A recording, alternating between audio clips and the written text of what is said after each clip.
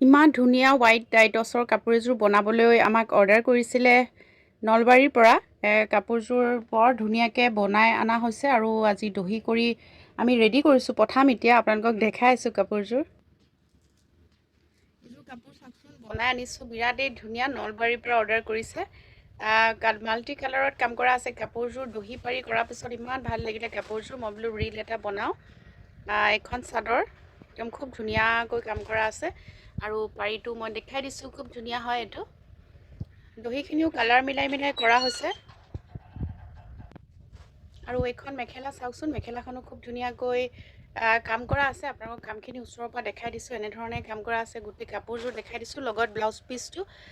এইটো আছিলে ইয়াৰ লগত ব্লাউজ পিচ। কাপোৰযোৰ কেনেকুৱা লাগিছে আপোনালোকে কমেণ্ট কৰিব দেই। আৰু এনেকুৱা কাপোৰ আপোনালোকে ল'বলৈ হ'লে ময়ূৰীজ কালেকশ্যনত আহিব। ময়ূৰীজ কালেকশ্যন আছে গুৱাহাটী শিলপুখুৰী তনিক জুৱেলাৰীৰ ওচৰত।